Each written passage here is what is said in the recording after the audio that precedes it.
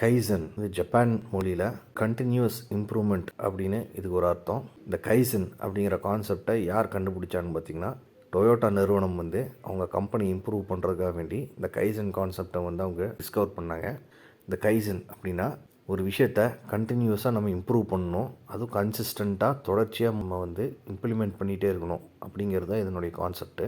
இந்த கான்செப்டை யூஸ் பண்ணி டொயோட்டா நிறுவனம் சாதாரண ஒரு நிறுவனமாக இருந்து பெரிய நிறுவனமாக வந்து வளர்ந்துருக்காங்க. ஆனால் டொயோட்டாவினுடைய பல மேனேஜரியல் கான்செப்ட்ஸை வந்து பல கம்பெனிகள் உலகம் பூரா வந்து ஃபாலோ பண்ணிட்டு வராங்க. அதுலேயும் முக்கியமாக நிசான் கம்பெனி இந்த கைசன் கான்செப்ட் யூஸ் பண்ணி அவங்களுடைய ப்ராடக்ட்ஸை வந்து கண்டினியூஸாக இம்ப்ரூவ் பண்ணுறாங்கன்னு சொல்லலாம். அதுலேயும் முக்கியமாக பார்த்தீங்க அப்படின்னா நிசான் ஜிடிஆர் அப்படின்னு அவங்களுடைய ஃப்ளாக்ஷிப் கார் மாடலை நிறைய விஷயங்களை வந்து மாற்றி அமைச்சு சின்ன சின்ன விஷயங்களாக பல விஷயங்களை வந்து இம்ப்ளிமெண்ட் பண்ணி கைசன் கான்செப்ட் மூலியமாக ஒரு புது விதமான ஒரு கார் மாடல் வந்து அப்கிரேட் பண்ணி ரிலீஸ் பண்ணியிருக்காங்க. நம்ம இன்றைக்கி வீடியோவில் அப்கிரேடட் கார் மாடல் பற்றி தான் பார்க்க போகிறோம். Good day friends, welcome to just an update.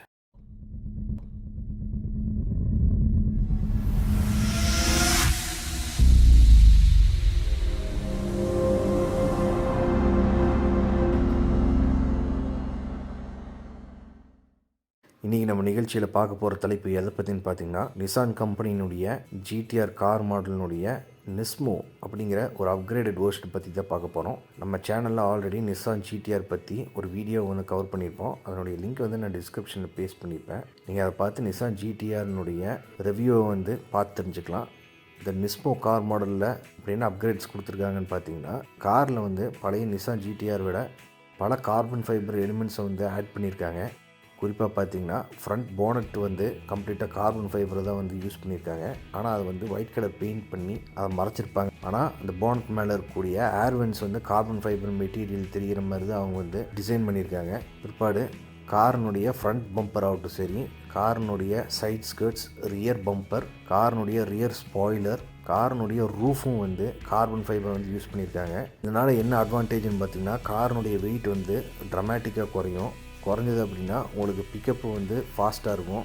அவங்க வெளிப்பகுதியில் மட்டும் இல்லாமல் இன்டீரியர்லேயும் நிறைய கார்பன் ஃபைபர் எலிமெண்ட் கொடுத்துருக்காங்க. குறிப்பாக வந்து டேஷ்போர்ட் சைடில் பார்த்தீங்கன்னா சென்ட்ரல் கன்சோல் பக்கத்துலாம் வந்து கார்பன் ஃபைபர் எலிமெண்ட்ஸ் தான் கொடுத்துருக்காங்க. நார்மல் சீட்ஸ் பதிலாக பக்கெட் டைப் சீட்ஸ் கொடுத்துருக்காங்க. இது மாதிரி எங்கெங்கெல்லாம் வந்து கொஞ்சம் கொஞ்சமாக வெயிட்டை குறைக்க முடியுமோ அங்கெங்கெல்லாம் வெயிட்டை குறைச்சி கொடுத்துருக்காங்க. மொத்தமாக இவங்க எவ்வளோ வெயிட் ரெடியூஸ் பண்ணியிருக்காங்கன்னு பார்த்தீங்கன்னா 41 கிலோகிராம் ஆஃப் வெயிட்டை வந்து ப்ரீவியஸ் மாடல் விட இதில் வந்து குறைச்சி கொடுத்துருக்காங்க. இந்த வண்டியினுடைய டோட்டல் வெயிட் வந்து 1700 கிலோகிராம். இந்த வண்டியில் என்ன டைப் ஆஃப் இன்ஜின் யூஸ் பண்ணுறாங்கன்னு பார்த்தீங்கன்னா 3.8 litre V6 turbo charged engine வந்து பயன்படுத்துகிறாங்க.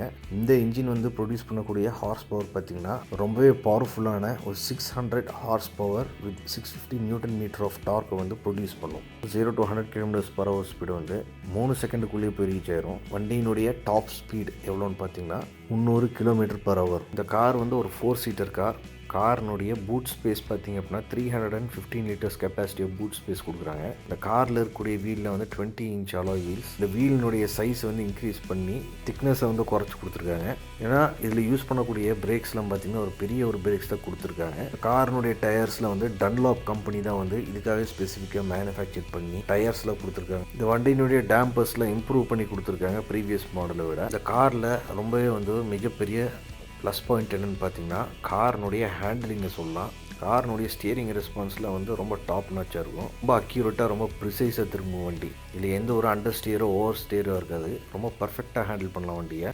அது மட்டும் இல்லாமல் இந்த வண்டியினுடைய மேசிவான பவர் வந்து பயங்கரமான பிக்கப்பை கொடுக்கும். இந்த வண்டியை வந்து ரேஸ் ட்ராக்கில் ரொம்ப இன்தூசியாஸ்டிக்காக ரொம்ப அக்ரெசிவாக ஓட்டணுன்னு விரும்புகிறவங்களுக்கு இந்த வண்டி வந்து ஒரு பர்ஃபெக்ட் சாய்ஸ்னு சொல்லலாம். இந்த வண்டியினுடைய மொத்த விலை வந்து 180,000 பிரிட்டிஷ் பவுண்ட்ஸ், அதாவது கிட்டத்தட்ட இந்திய ரூபாயின் மதிப்பிடும்படி 2 கோடி ரூபாய் கிட்ட இருக்கும்.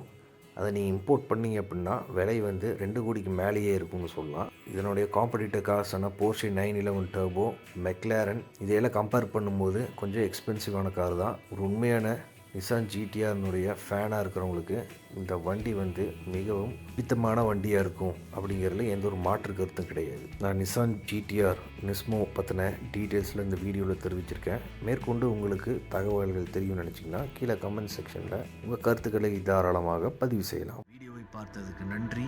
நீங்கள் புது வியூவராக இருந்தால் நம்ம சேனலுக்கு சப்ஸ்கிரைப் பண்ணுங்கள். உங்களுக்கு இந்த மாதிரி டெக்னாலஜி அண்ட் ஆட்டோமொபைல் ரிலேட்டட் வீடியோஸ்லாம் அப்டுடேட்டாக கிடைக்கும். இந்த வீடியோவை லைக் பண்ணுங்கள். அப்போ தான் இந்த யூடியூப் அல்காரிதம் இந்த வீடியோவை ரெக்கக்னைஸ் பண்ணி நிறையா பேர்த்துக்கு இந்த வீடியோவை போட்டு காட்டும். அது மட்டும் இல்லாமல் எனக்கு மோட்டிவேஷ்னலாகவும் இருக்கும். நீங்கள் கண்டிப்பாக லைக் பண்ணுவீங்கன்னு எனக்கு தெரியும். மறக்காமல் இந்த வீடியோவை உங்கள் நண்பர்களுக்கும் உறவினர்களுக்கும் ஷேர் பண்ணுங்கள்.